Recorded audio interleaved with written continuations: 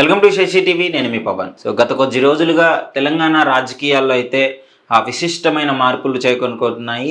అంటే ఇప్పటి వరకు బీఆర్ఎస్ అంటే ఒక కట్టుదిట్టమైన పార్టీగా, ఆపోజిషన్ని ఎదిరించే పార్టీగా ఉన్నది. ఇప్పుడు బీఆర్ఎస్ పార్టీలోనే చీలికలు వస్తున్నాయని చెప్పేసి వర్గాలు అయితే చెప్తున్నాయి. అసలు ఏం జరుగుతుంది? కవిత గారు ఎందుకు ఇలా బిహేవ్ చేస్తున్నారు? కవిత గారు కేసీఆర్ గారికి లేసిన లేఖ ఎందుకు ఇంత పెద్ద వైరల్గా మారింది అంటే, ఆమె పార్టీ నుంచి వెళ్ళిపోతున్నారు, కాంగ్రెస్లో జాయిన్ అవుతున్నారు అని చెప్పేసి కొన్ని వార్తలు వస్తున్నాయి. సపరేట్గా ఒక పార్టీ పెట్టి ఆమె ముందుకెళ్తారు అని చెప్పేసి ఇంకో కొన్ని వార్తలు వస్తున్నాయి. బట్ కవిత గారు దీన్ని ఖండించినప్పటికీ ఆమె వ్యవహార శైలి మాత్రము కొత్త పార్టీలు పెట్టే విధంగానే ఉంది. 6 ఎమ్మెల్యేలని నేను మా బీఆర్ఎస్ నుంచి తీసుకొని ఇస్తాను, నాకు మంత్రి పదవి ఇస్తారా అనే విధంగా చర్చకు ప్రతిపాదన జరిపినట్టు కూడా తెలుస్తుంది కాంగ్రెస్ పార్టీతో. బట్ కాంగ్రెస్ పార్టీలో ఇప్పుడైతే కవిత గారిని తీసుకునే ఉద్దేశం లేదు. ఆమె చెప్పిన నిర్ణయాన్ని నిరాకరించినట్టయితే విశ్వసనీయ వర్గాలు తెలుపుతున్నాయి. ఎందుకు అంటే ఈ టైంలో ఇప్పటికే మీరు ఒప్పుకోకపోయినా కాంగ్రెస్కి అయితే ప్రజల్లో వ్యతిరేకత చాలా ఎక్కువగా ఉంది.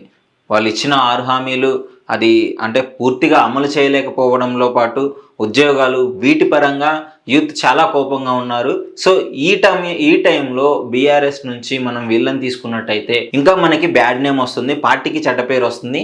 అదేవిధంగా వాళ్ళు ఆస్తి కోసం తగాదాలు, ఆస్తి కోసం వాళ్ళు కొట్టుకుంటున్నారు, వారసత్వ రాజకీయాలు చేస్తున్నారు.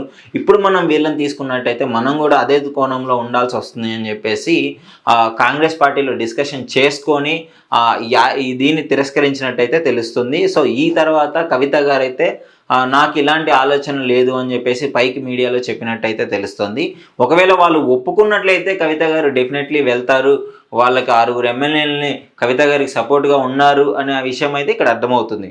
బట్ ఇక్కడ కవిత గారికి అలాగే కేటీఆర్ గారికి సొంత అన్నజెల్లెలకైతే డిజిటల్ వార్ అయితే నడుస్తుంది. సోషల్ మీడియాలో విపరీతంగా కామెంట్స్ ట్రెండ్ అయిపోతున్నాయి. అంటే కేటీఆర్ గురించి కొంతమంది పొగుడుతుంటే కవిత గారి గురించి ఇంకొంతమంది పొగుడుతున్నారు. తెలంగాణ ఉద్యమం అప్పుడు ఆమె కడుపులో బిడ్డను పెట్టుకొని కూడా ఈ విధంగా పోరాడింది అని చెప్పేసి, కేటీఆర్ గారు కూడా ఒక మంచి నాయకుడు, ఐటీ సెక్టర్ ఎంత బాగా డెవలప్ చేశాడు మా నాయకుడు ఉద్యమంలో ఎంత ఉత్సాహంగా పాల్గొన్నాడు, తెలంగాణ రాష్ట్ర ఏర్పడడానికి వీళ్ళు ముఖ్య పాత్ర వహించారు అని చెప్పేసి సోషల్ మీడియాలో అయితే విపరీతంగా ఫ్యాన్ వార్స్ అయితే చేసుకుంటున్నారు. కవిత గారు ఇంకో మాట కూడా అన్నాడు, కావాలని చెప్పేసి సొంత మనుషుల మీద ఇట్లా కామెంట్లు పెట్టిస్తున్నారు అనే విషయం కూడా ఆమె ప్రస్తావించడం జరిగింది. అంటే వీళ్ళిద్దరి గొడవలో ఇప్పుడు లాభం పొందేది మాత్రం హరీష్ రావు గారు అనే విధంగా అయితే కొంతమంది మాట్లాడుకోవడం జరుగుతుంది. ఎందుకని ఇప్పుడు కవిత గారు, కేటీఆర్ గారు ఇద్దరు గొడవ పడటం వల్ల పార్టీని పక్కన పెట్టే అవకాశం ఉంది. పార్టీ ఉన్న నియమ నిబద్ధతలను పాటించకుండా ఈ విధంగా వార్ జరిగితే అక్కడ విధుల నిర్వహణలో లోపం జరుగుతుంది అని చెప్పేసి కూడా తెలుస్తుంది.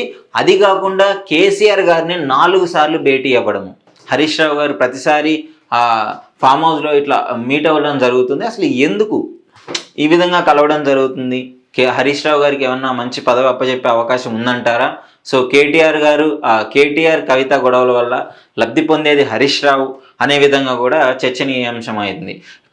మన ఈ కాళేశ్వరం ప్రాజెక్టు విషయంలో కూడా చాలాసార్లు కేసులు ఫేస్ చేస్తున్నారు. ఇంజనీర్లు వీళ్ళందరూ ఆ కేసులు ఫేస్ చేస్తున్నారు. సో ఈ టైంలో ఈయనకి ఒక మంచి పదవి ఇస్తున్నారు అనే విషయం కూడా తెలుస్తుంది. రాజకీయంగా హరీష్ రావు ట్రబుల్ షూటర్ ఇంకా బలపడే విధంగా ఉంది అని చెప్పేసి అయితే తెలుస్తుంది. సో ముఖ్యంగా దీన్ని అయితే సోషల్ మీడియాలో ఇద్దరు ఖండిస్తూనే ఉన్నారు. కవిత గారు, నాకు అసలు ఎలాంటి ఉద్దేశం పార్టీ నుంచి వెళ్ళిపోవాలని కానీ ఏమీ లేదు, బీఆర్ఎస్ను బలపరచాలి అని మాత్రమే నేను ఆలోచిస్తున్నాను అని చెప్పేసి కల్వకుంట్ల కవిత అయితే చెప్పడం జరుగుతుంది. అదేవిధంగా బీఆర్ఎస్ని బీజేపీలో బీజేపీలో కలపడం నాకు ఇష్టం లేదు, ఈ విధంగా వార్తలు కూడా రావడం జరుగుతుంది. అసలు బీజేపీలో ఎందుకు కలవాలి, మనకి ధైర్యం లేదా, మన పార్టీ బలం ఎంత తెలియదా అనే విధంగా అయితే కవిత గారు అయితే మాట్లాడడం జరుగుతుంది.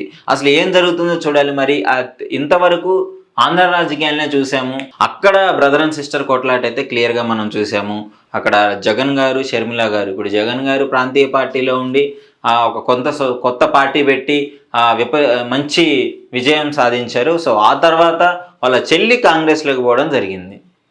సో ఇదే విధంగా ఇక్కడ కూడా జరుగుతుందా? జగన్ వర్సెస్ షర్మిల, కేటీఆర్ వర్సెస్ కవితగా తెలంగాణలో కూడా మారబోతుందా? సో చూడాలి మరి ఏం జరుగుతుందో. ప్రస్తుతానికైతే వారైతే జరుగుతూనే ఉంది. దీనికి ఒక కంక్లూజన్ రాలేదు, ఒక ఎండ్ కార్డ్ అయితే పడలేదు. డెఫినెట్లీ అఫీషియల్గా అయితే చెప్పలేకపోతున్నారు. బీఆర్ఎస్ పార్టీ వాళ్ళు ఏదో దాస్తున్నారు కార్యకర్తలు కూడా అని చెప్పేసి అయితే అది తెలుస్తుంది.